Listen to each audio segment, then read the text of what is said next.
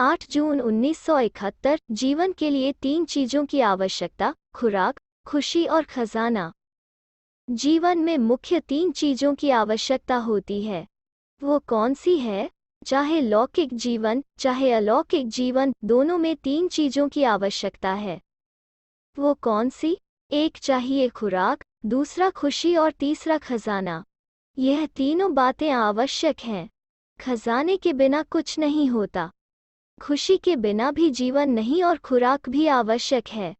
तो यह तीनों चीजें यहाँ भी आवश्यक हैं। खुराक किसको कहेंगे? खुशी तो हुई प्राप्ति की, बाकी खुराक कौन सी है? खजाना कौन सा है? खजाना है ज्ञान का, खुराक है याद से जो शक्ति भरती है। जीवन की एनर्जी खुराक है। तीनों ही प्राप्तियां हो चुकी हैं व हो रही हैं।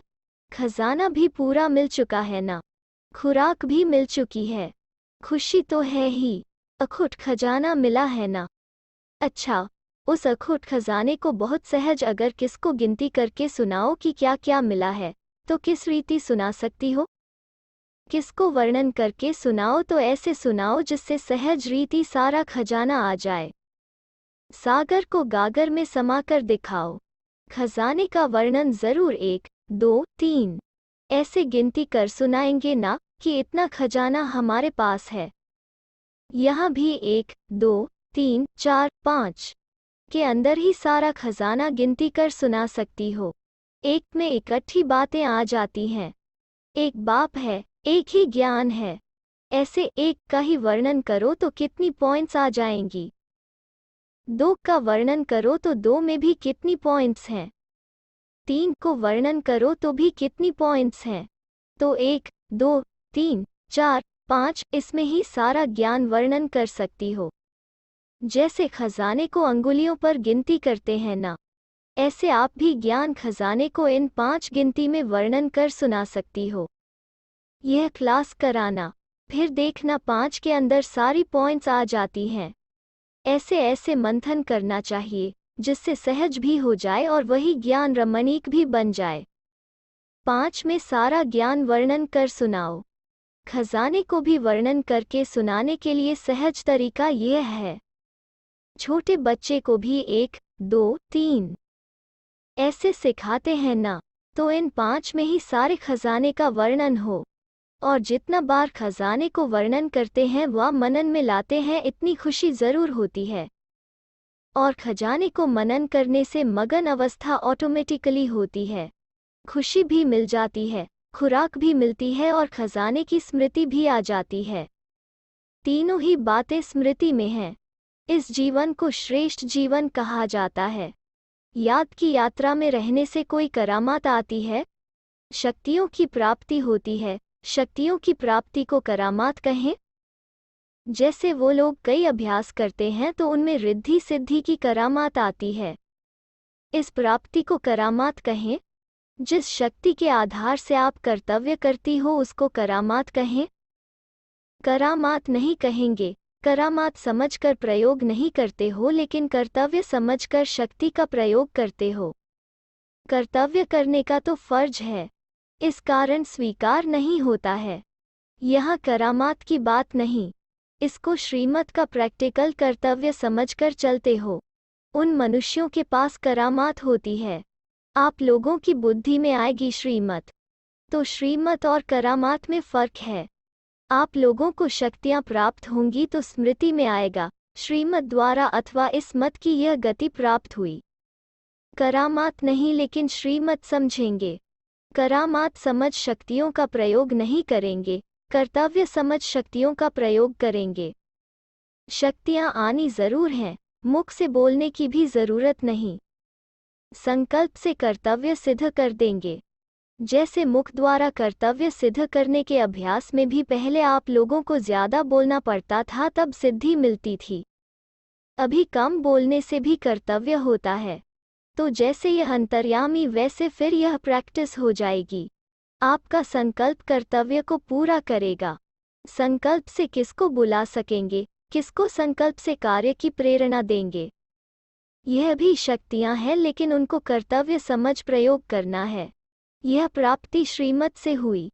यह जैसे बटन दबाने से सारा नज़ारा टेलीविज़न में आता है, वैसे ही आप संकल्प यहाँ करेंगे, वहाँ उसकी बुद्धि में क्लियर चित्र खींच जाएगा।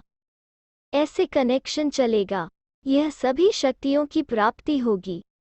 इस प्राप्ति के लिए जब तक बुद्धि में और सभी बातें समाप्त हों और सिर्फ श्रीमत की आज्ञा जो मिली हुई है वही चलती रहे और कुछ भी मिक्स न हो।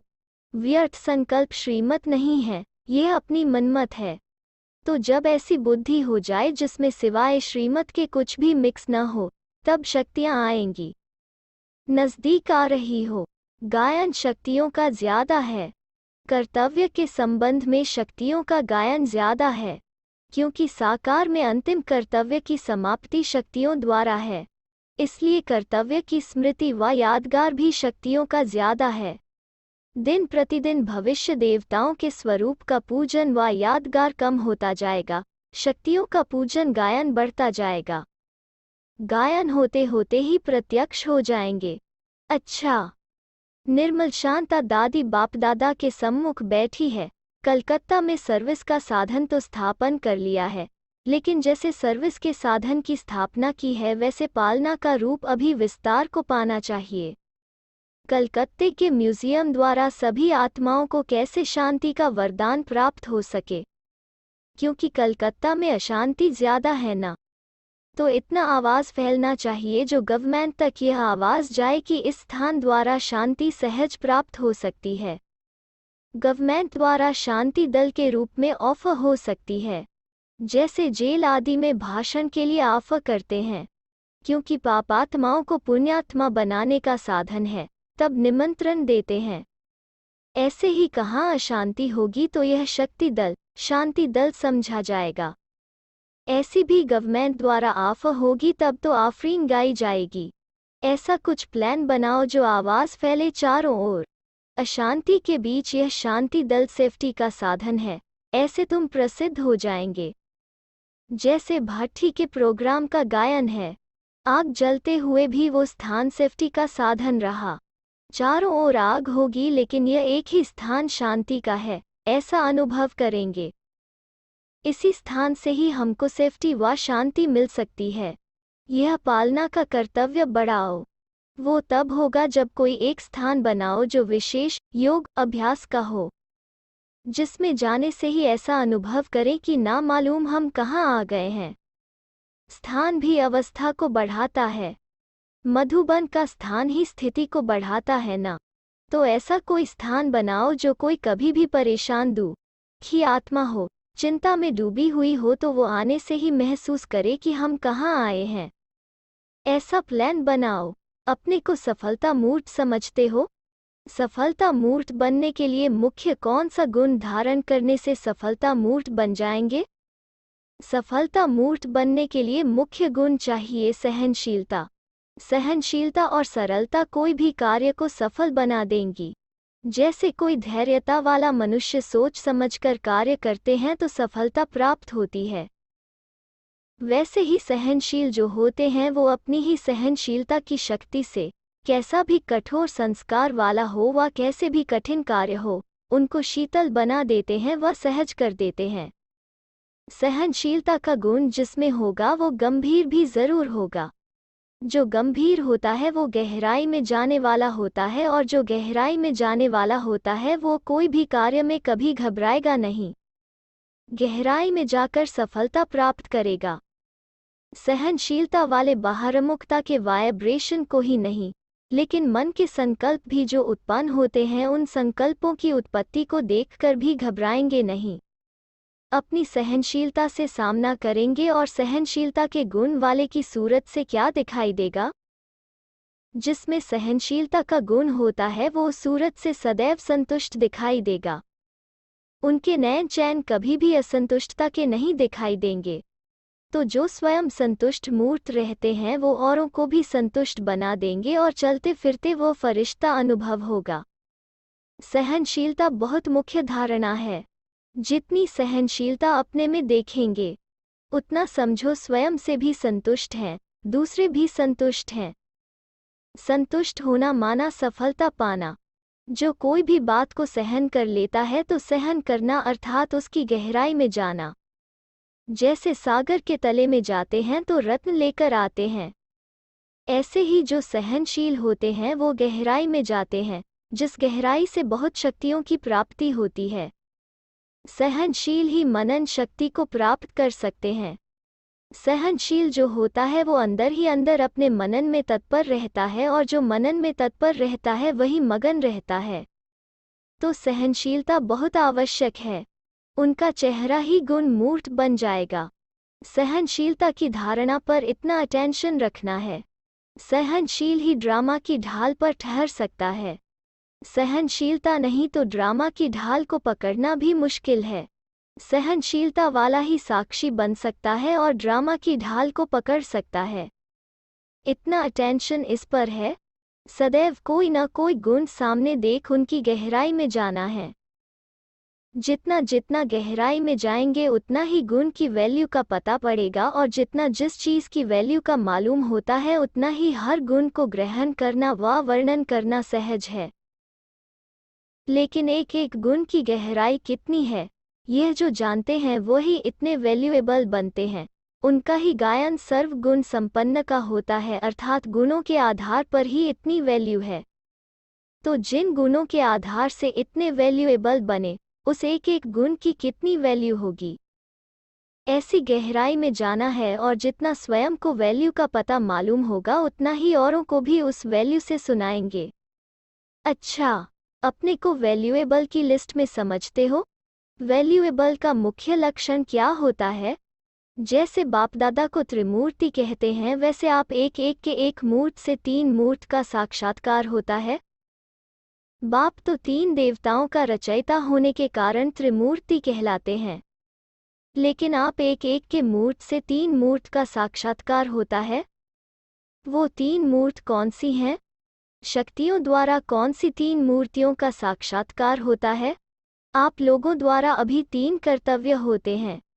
कई आत्माओं के अंदर दैवी संस्कारों की रचना व स्थापना कराते हो, तो यह स्थापना का कार्य भी करते हो, और कई आत्माओं के संस्कार ऐसे हैं जो कुछ निर्बल हैं, अपने संस्कारों का परिवर्तन नहीं कर सकते व अपने संस्कारों को सेवा में नहीं लगा सकते। उन्हों को मदद दे आगे बढ़ाना, यह है पालना। पालना में छोटे से बड़ा करना होता है। और फिर कई आत्माएं जो अपनी शक्ति से पुराने संस्कारों को मिटा नहीं सकती, उन्हों के भी मददगार बन उनके विकर्मों को नाश करने में मददगार बनते हो। तीनों कर्तव्य चल रहे हैं। इन तीन कर्तव्यों के लिए तीन मूर्त कौन सी हैं? जिस समय कोई आत्मा में नए दैवी संस्कारों की रचना कराती हो उस समय बनती हो ज्ञान मूर्त, और जिस समय पालना कराती हो तो उस समय रहम और स्नेह दोनों मूर्ति की आवश्यकता है। अगर रहम नहीं आता है तो स्नेह भी नहीं, तो पालना के समय एक रहम दिल और स्नेह मूर्त, और जिस समय कोई के पुराने संस्कारों का नाश कराती हो उस समय शक्ति स्वरूप, और दूसरा रोब के बजाय रुहाब में। जब तक रुहाब में नहीं ठहरते तब तक उनके विकर्मों का विनाश नहीं करा सकते। जैसे अज्ञान काल में कोई की बुराई छुड़ाने के लिए रोब रखा जाता है, यहाँ रोब तो नहीं लेकिन रुहाब में ठहराना पड़ता है। अगर रुहाब में न ठहरो तो उनके पुराने संस्कारों का नाश नहीं करा सकेंगी। शक्ति रूप में विशेष इस रुहाब की धारणा करती हो, इन गुणों द्वारा यह तीन कर्तव्य करती हो। कोई में अगर रुहाब की कमी है तो पालना कर सकती हो, लेकिन उनके संस्कारों को नाश नहीं कर सकती। सिर्फ तरस और स्नेह है, विनाश कराने का कर्तव्य नहीं। स्नेह रहम नहीं तो पालना का कर्तव्य नहीं। रुहाब ज्यादा है लेकिन रहम कम है तो पालना में इतना मददगार नहीं, लेकिन कोई के विकर्मों का नाश कराने में मददगार हैं, और फिर नालेसफुल नहीं है तो नए संस्कारों की रचना नहीं करा सकती। कोई में कौन सा विशेष गुण है, कोई में कौन सा विशेष गुण है, लेकिन चाहिए तीनों ही। अगर तीनों में ही प्रैक्टिकल में समानता है तो फिर सफलता बहुत जल्दी मिलती है। नहीं तो कोई बात की कमी होने कारण जो संपूर्ण सफलता होनी चाहिए और जल्दी होनी चाहिए उसमें टाइम लग जाता है। तो अभी लक्ष्य यह रखना है कि तीनों कर्तव्य करने के लिए यह मुख्य गुण मूर्त बनना है, उसमें कमी न हो। फिर समय को नज़दीक लाएंगे।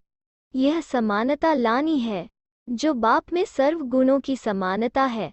अभी कोई में कौन सा गुण, कोई में कौन सी विशेषता है, फर्क है ना। बाप दादा कौन सी गिफ्ट देने आए हैं? निराकार बाप की गिफ्ट कौन सी है और साकार की गिफ्ट कौन सी है? दोनों गिफ्ट मिली हैं, दोनों की गिफ्ट एक ही है व अलग अलग है? गिफ्ट तो सबको मिली है, बाप और दादा द्वारा गिफ्ट मिलती है। जो सर्व आत्माओं प्रति गिफ्ट है स्वर्ग का राजभाग, वो तो सबको मिलता ही है, लेकिन जो अनन्य बच्चे स्नेही व सर्व कार्य में सहयोगी बनते हैं उन्हों को फिर अपनी गिफ्ट मिलती है दोनों द्वारा। साकार बापदादा द्वारा एक ही विशेष गिफ्ट कौन सी मिली है? जो स्नेही और सहयोगी रत्नों को ही मिलती है। वो स्वर्ग की गिफ्ट तो वरदान में मिलती है। साकार और निराकार द्वारा हर एक को स्पेशल वरदान भी मिला है और गिफ्ट भी मिली है। कई ऐसे वरदान हर एक को अपने अपने मिले हुए हैं जो बिना मेहनत के वरदान द्वारा सफलता को पाते रहते हैं। वरदान तो अपने अपने जानते हो, कोई को कोई विशेष शक्ति का वरदान मिला हुआ है, कोई को किस विशेष शक्ति का वरदान मिला हुआ है। उन वरदानों का अनुभव भी हर एक करते हैं। कोई को सर्व के सदा सहयोगी बनने का भी वरदान मिलता है, किसको सर्व के स्नेही बनने का वरदान मिलता है, किसको सर्व के संबंध में आने का वरदान मिलता है। कोई को कोई भी समस्या आए उसको सामना करने की शक्ति का भी वरदान मिलता है। तो हर एक को अपना अपना वरदान भी मिला हुआ है, लेकिन साथ साथ गिफ्ट भी मिली हुई है। एक एक के अंदर देखेंगे तो सर्व शक्तियों में से एक श्रेष्ठ शक्ति वरदान रूप में प्राप्त है, जिसके लिए मेहनत नहीं करनी पड़ती है, नेचुरल प्राप्ति है। एक दो से संपर्क में आने से अनुभव होता है। जैसे एक दो के गुणों का वर्णन करते हो वैसे हर एक के वरदान का भी मालूम पड़ जाता है। लेकिन जो भी पर्सनल गिफ्ट होती है उससे विशेष स्नेह रहता है। वो कौन सी गिफ्ट है, यह सोचना, और दूसरा यह सोचना कि पर्सनल गिफ्ट को सदैव कायम रखने के लिए विशेष किस बात का अटेंशन रखने की आवश्यकता है। अमृतवेले इस पर विचार सागर मंथन करना। याद की यात्रा से आत्मा में विल पावर आती है। जितनी जितनी विल पावर धारण करेंगे उतनी बुद्धि को जहाँ चाहें, जितना समय चाहें उतना लगा सकते हैं। विल पावर कैसे आ सकती है? विल करने से। विल करने की निशानी अपनी विल पावर से समझ सकते हो। सर्व शक्तियों को विल किया तो बाप सर्व शक्तियाँ विल कर देते हैं। सर्वशक्तिमान साथी बन गए और सर्व शक्तियाँ साथी बन गईं, तो फिर विजय ही विजय है। भक्ति मार्ग में भी कोई कार्य करते हैं तो समझते हैं ना मालूम पूरा हो या न हो, इसलिए भगवान के ऊपर छोड़ देते हैं कि हे भगवान, आपका कार्य आप ही जानो। तो यह जो भक्ति मार्ग में संस्कार भरे वो अब प्रैक्टिकल किया है। भक्ति मार्ग में कहने मात्र था, यहाँ ज्ञान मार्ग में किया है। ज्ञान मार्ग में करने की शक्ति, भक्ति मार्ग में कहने की शक्ति, रात दिन का फर्क है। अच्छा,